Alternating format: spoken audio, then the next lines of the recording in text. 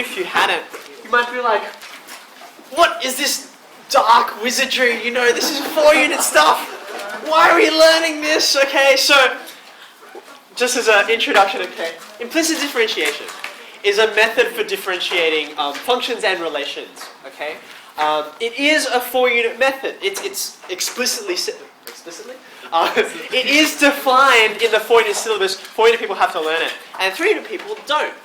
However, I'm going to teach it to you anyway. Here's why. Number one, it's not that hard. It's just the chain rule. That's all it is. Okay, it just has a fancy name. Okay, so that's number one. Number two, it is extraordinarily useful for related rates questions. Okay, and you'll see why in a minute, hopefully. Okay. So implicit differentiation. Let's start off by saying you know how to differentiate stuff already. So why learn a new method? This is not like the chain rule or product rule or quotient rule. Like it lets you do a whole new family of functions.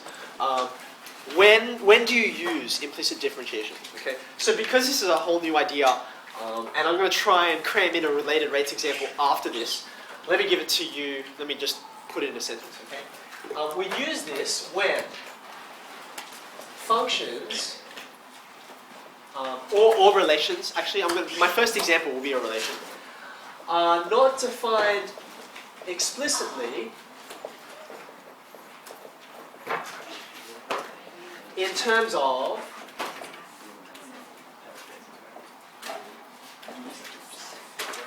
now I'm trying to trying and struggling to come up with a simple and so not overly techy but also concise way to say this. So I couldn't do concise, so I'm going to try and go with simple. It's when functions aren't defined explicitly in terms of the variable that we want to differentiate with respect to. Okay, because by now it's no new idea that when you get a function, there's multiple variables in there, and you can differentiate with respect to different ones. And of course, it means totally different things when you differentiate with respect to time, or with respect to a radius, or and so on and so on. Okay, so let me give you an example.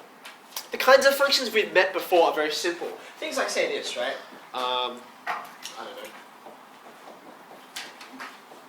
Okay, this is a function, y, and it is defined explicitly in terms of all of the x's being over here, right? So I can differentiate with respect to x quite simply, okay? Because I know rules. I've got my rules for logs, and I've got chain rule, no problems, okay? But when you meet something like, say, this, relations commonly do this. Like, say, a circle. Okay, so circle, center origin, radius 5. But when you're like, okay, if I want to differentiate this with respect to x, suppose I were to ask you a question to do with the gradient of this relation, which I am going to in a second. What would you be able to do with it? Or what would you have to do with it? If you want dy and dx, right, our current methods require that I have y equals something, okay? And then you apply your normal rules to differentiate, okay? So how would we do it without doing that rearrangement? Okay, so firstly, before I show you that, which is the implicit part, let's just do it normally. Okay, suppose I'm interested in what is the gradient of this relation at this point, 3, 4. Okay, because this is a circle. Okay, so 3, 4 is like up here. Okay, so you're going to be expecting something that corresponds to that tangent. Okay, so how do we start? What do I do first? Any takers? I want y as a subject, so first thing I'm going to do is kick out the x squared. So I've got this, bless you. And then if I want y, I'll take the square root of both sides. Okay. Now, because I'm taking the square root, I have to say plus or minus, right? But plus or minus really means this is not one function, but two, right? Which is what you ought to expect because I've got the top half and I've got the bottom half. Okay. Now that I have y as a subject, I want to differentiate. So which one should I differentiate? This is why I drew the diagram for you. Do I want plus or minus? I want plus, right? Because I'm interested in that half of the circle. Okay. So I'm going to take this. Okay. So remember, by the way, the real y is both of them, but this is the one I'm particularly interested in this case. Okay? So now I say dy dx. Okay, so chain rule. Yes, this is 25 minus x squared to the power of a half. So we'll differentiate the inside, which is minus 2x. And then I'll differentiate the outside, which is bring the power down, so the power is a half. Okay. And then reduce the power by 1. So I've got 25 minus x squared to the power of minus a half. Yes? Okay. So let's just tidy that up a little bit. I should have minus x over that. Happy? So far so good? So that's simple enough, and now I want it at a specific point, right? So I'll take the x value and I'll pop it in. I'll say when x equals 3, dy dx is equal to, on the top I'm going to have minus 3, and on the denominator I've got the square root of 25 minus 9. 25 minus 9 is 16, so the square root of that is 4. Okay? So, happy with that so far? That sort of matches what we expected as well. It's negative and it's kind of shallow. So great, right? Now, I'm going to show you how we approach this using implicit differentiation. Okay, and in this case, it's not that bad to do it this way. Okay, but the method will be useful when we're having a look at the related rates questions. Okay? So what I'm going to do is I'm going to start back at this line. X squared plus y squared is equal to 25. Okay. Now, with regular old differentiation, because I need to make y the subject, I start to rearrange, okay?